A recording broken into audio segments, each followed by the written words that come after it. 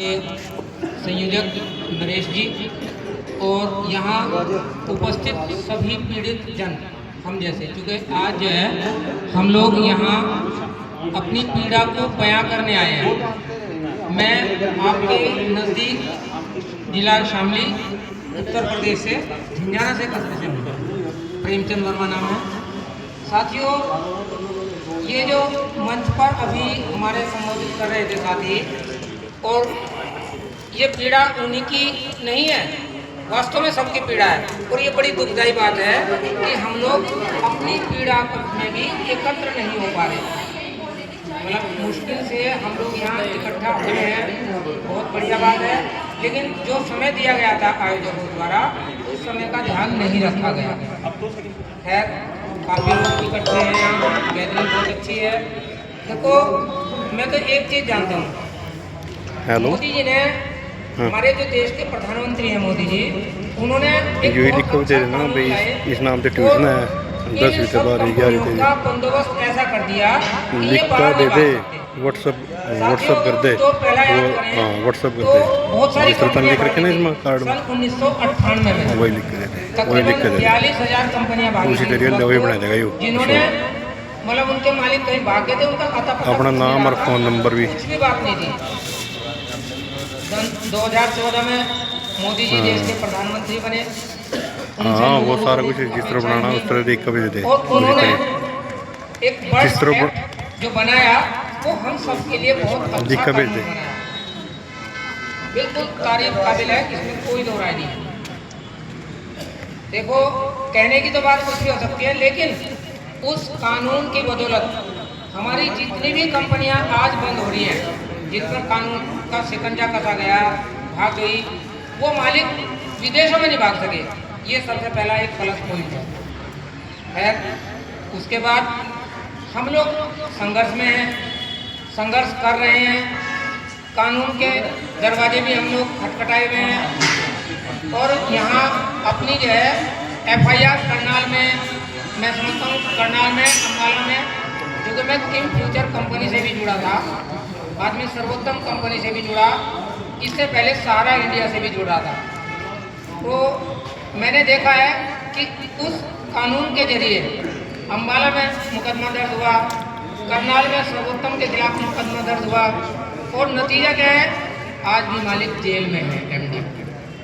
लेकिन साथियों, हमारा जो ये कानून है, सुप्रीम कोर्ट का एक बीच में आपको बताऊं, पर्स कंपनी को लेके, सहारा को लेके सुप्रीम कोर्ट से भी ऑर्डर मिला कि लोगों का पैसा है वो मिलना चाहिए, लेकिन वो भी लागू नहीं हो रहा। अधिकारी वर्ग नहीं मान रहा, सरकार नहीं मान रही, कहीं ना कहीं बीच में एक दिक्कत है। क्यों नहीं उसका अनुसरण किया जा रहा है?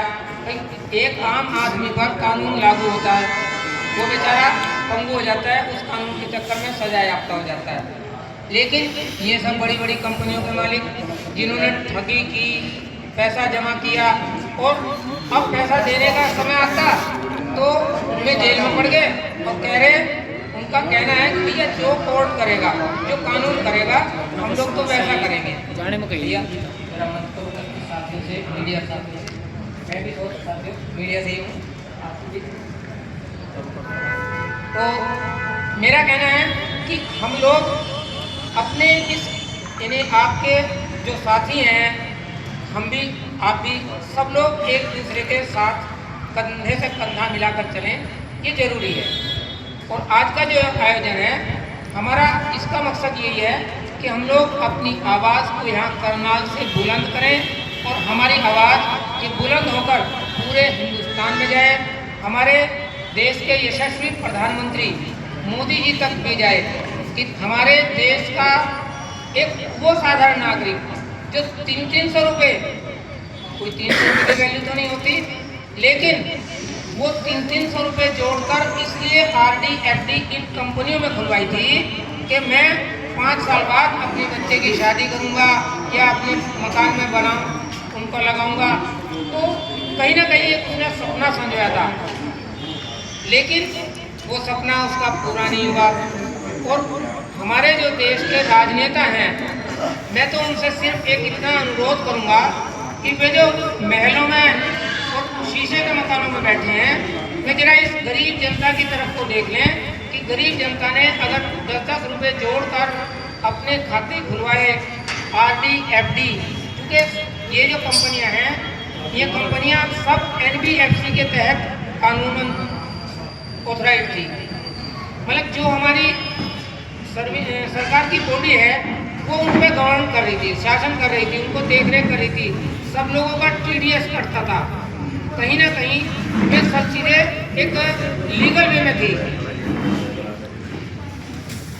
अभी हमारे बीच में समाज सेवी श्री सुभाष कश्यप जी पहुंच चुके हैं, आपके सामने अभी हाजिर होंगे।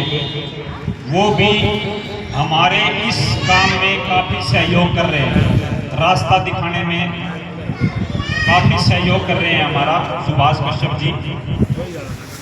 अभी वो हमारे बीच में पहुंच गए हैं।